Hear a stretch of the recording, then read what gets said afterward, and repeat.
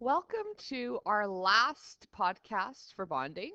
Now, this podcast is basically just a little bit of review and also taking a look at a new type of bond. Now, for this type of bond, you don't need to worry about um, how to name it.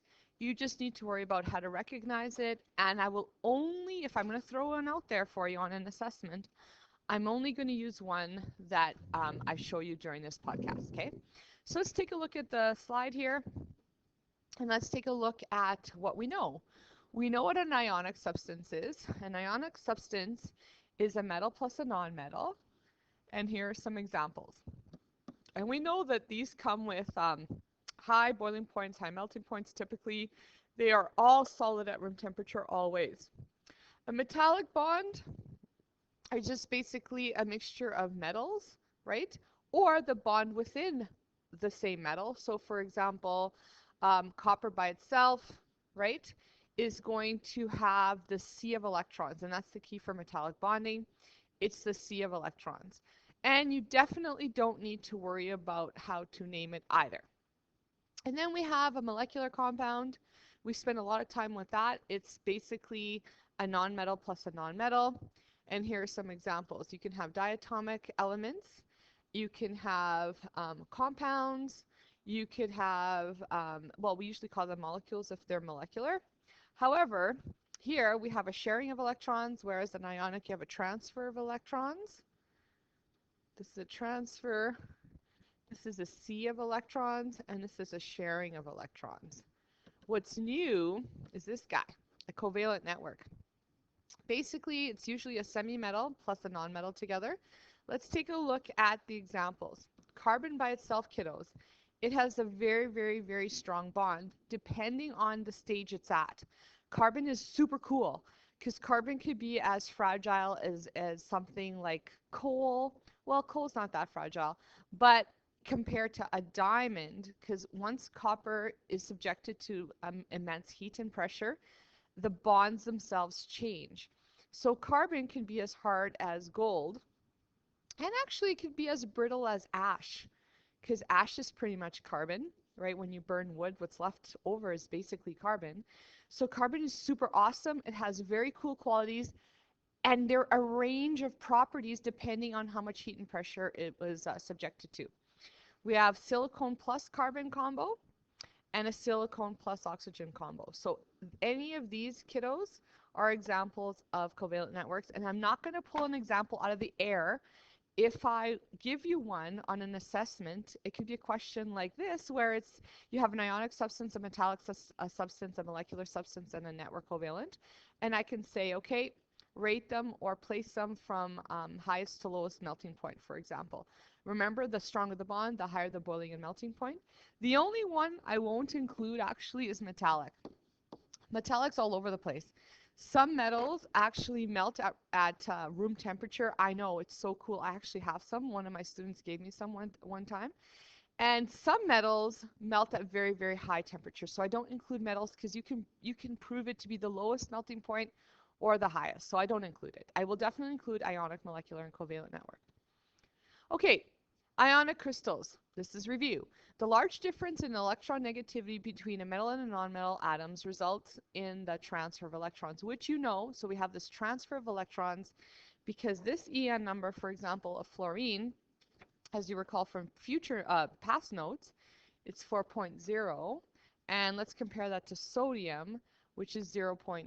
So that's a huge EN difference. So that guy is going to be transferred over. Once it transfers over, it's going to have those atoms are going to turn into ions. The result is a formation of cations and anions. There's your cation, positive. There's your anion, negative, which are attracted to each other through an ionic bond. This attraction between the positive and the negative is the ionic bond. There's a positive charge because sodium lost an electron. There's a negative charge because fluorine gained an electron. So every single ionic substance forms a crystal lattice. The crystal lattices look different depending on the ionic structure.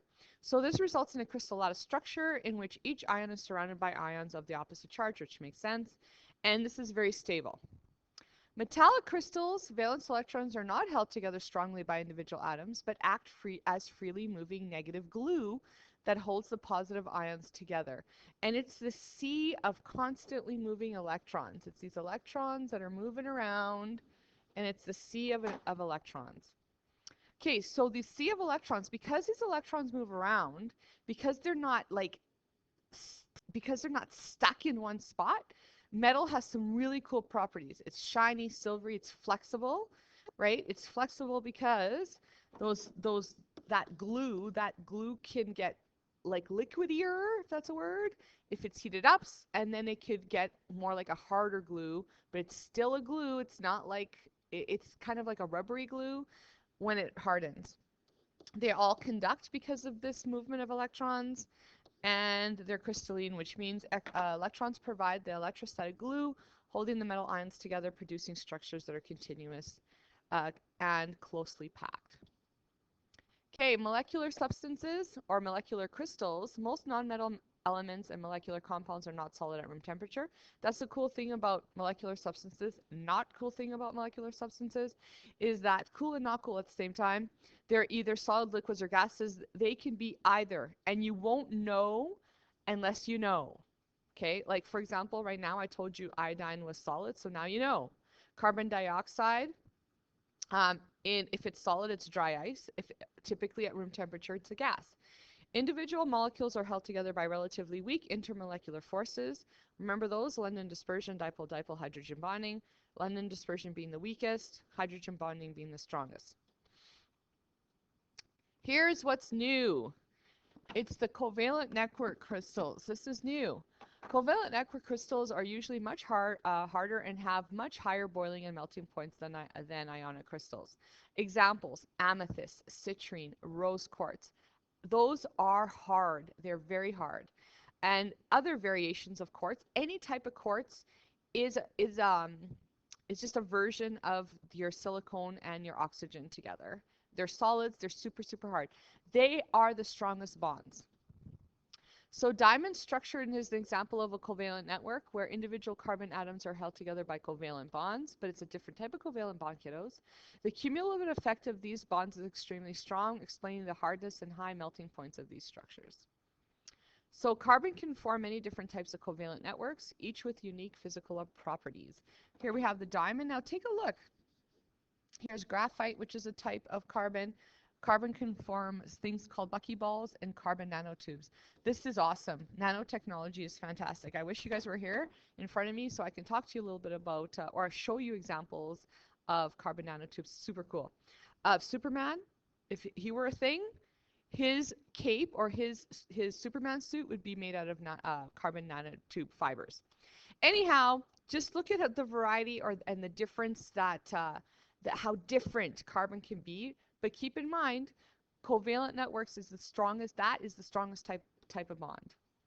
And that's about it, kiddos, for that. And if you want to watch that little video, you can go into my PowerPoint and go ahead and click it.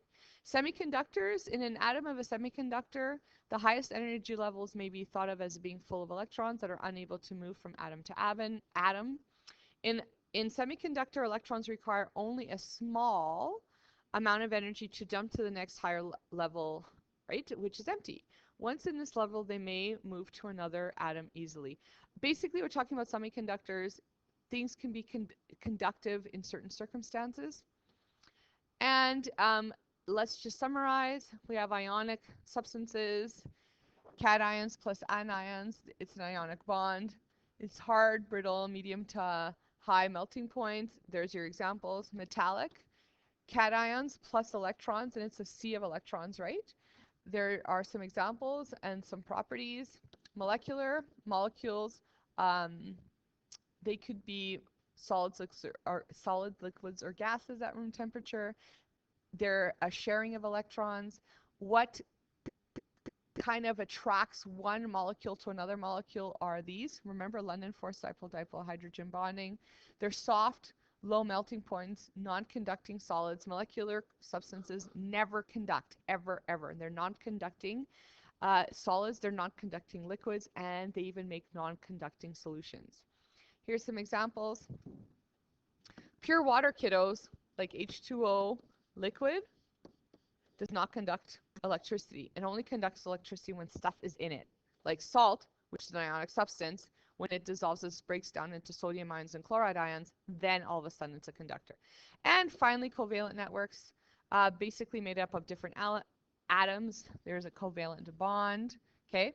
Very hard, very high melting points, and they're still non-conducting. And I can include any of these on an assessment. So carbon, silicon plus carbon, or silicon plus oxygen. And that's pretty much it. So with that, it concludes our bonding unit. And I hope you enjoyed it, because I thought bonding was pretty cool.